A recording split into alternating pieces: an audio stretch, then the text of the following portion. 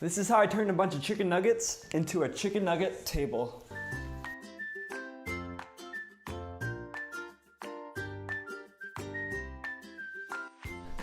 Alright, so chicken nugget table. This may sound weird. Let me give you a little context on why I'm creating this. So I own this company named Nugget Buddy, and we preserve real chicken nuggets. We create products out of them, just characters and just random things, such as like this Thug Nug necklace. And so for the film set, I had this big empty space, and what better not than to fill it with a chicken nugget table. So if you want to check that out, go to nuggetbuddy.com in the link below, and stay tuned for the rest of the video. This is going to include just the materials and not actually the tools I'm going to be using. So first one up is going to be the chicken nuggets. These chicken nuggets have already been preserved. It took us about 14 days to fully preserve them. Some have epoxy on it, which is usually the final product at Nugget Buddy, but there's ones that don't have any epoxy on it. They just have the first chemical we soak them in. But in the end, they're all going to be in the resin table, so it doesn't matter which are which. The resin we're using today is going to be the Diamond Clarity. It's just a two-part mix. We're going to mix it in the solo cups, measure it with the little measuring thing we have there, and then for the mold itself for the table, I bought 2 acrylic glass things, cut one down, and I'm going to have to glue the edges so it kind of makes the table mold. And then at that point, we're going to spray it with the mold release and go ahead with the rest of the table. So on to making the mold. I went ahead and measured everything again, and I cut 2 sides to finish it off, as you can see here. And then I went ahead and peeled off the satisfying plastic.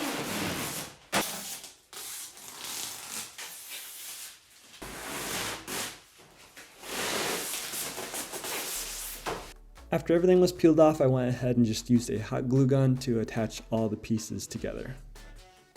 Now this step doesn't make it waterproof, so you will have to do a silicone stage.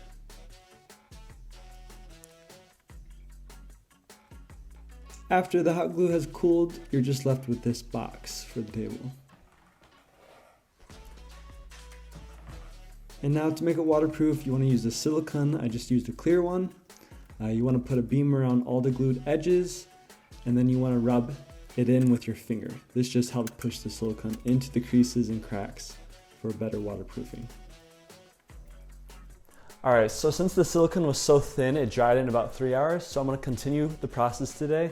That way I can wait overnight while the resin is curing. So this is just water, and then I'm just going to tilt it around just to see if any leaks are coming out.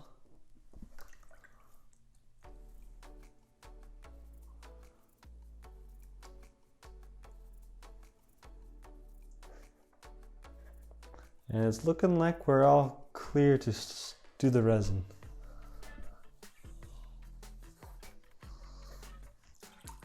Alright, we'll put it. Once the water is all poured out, I went ahead and dried and cleaned out the dust, and this just helps with the clarity of the resin. Now with mixing the resin, it's a 1-to-1 ratio. I accidentally measured this by weight, which you should be measuring by volume, but I was lucky enough that it still hardened.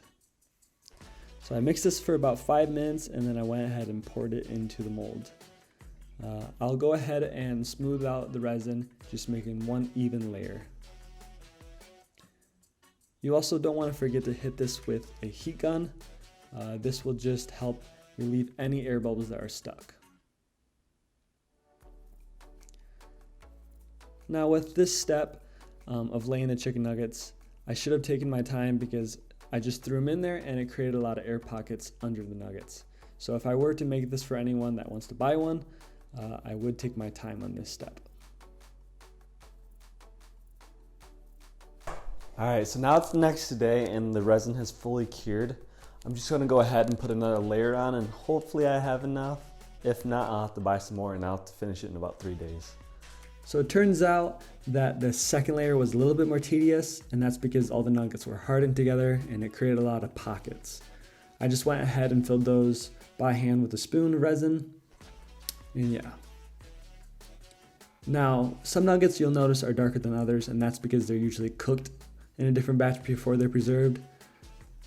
But with more layers added, you'll start to see they become more of the same color. And so this is the third day, and as I was saying, the colors are starting to become the same. And I just did the same process of mixing, pouring, and then heat gunning. Everything has officially dried. It's all nice and hard, so I'm gonna take off the sides. Now hopefully it comes off. I forgot to use the mold release, but we should be fine. So let's try it.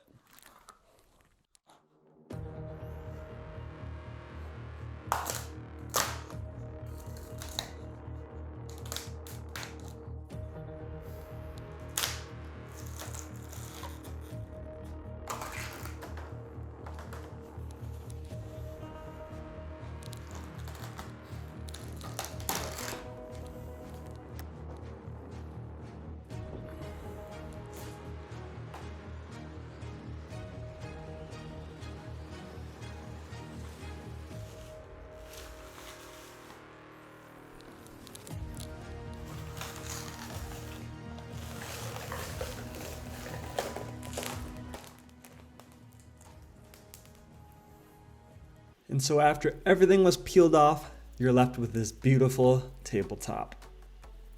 And in order to get the legs on, I went ahead and measured the center of the table. And then I pre-drilled little holes just so the screws won't crack the resin. And then I went ahead and just put the screws right into the table. Now I was deciding if I should glue this in, but I decided not, because if I ever wanted to change the legs to make it more stable, I had that option. And then I just repeated on the other side, and it turned out perfect. So there we have it, a chicken nugget table. While this took us a week to do, it cost us roughly $650. It was a fun project, and we'll probably keep this forever at Nugget Buddy. And if you liked the video, please leave a comment and tell us what you want done with the chicken nugget. It doesn't have to be a big project like this. We also do characters such as this Bob Ross one. Oh, and you can even buy one of these on nuggetbuddy.com or at our Etsy shop. We do custom orders. Just message us directly on Etsy and we can get that situated. But other than that, yeah, if you really liked the video, please like, please share. It'd be greatly appreciated.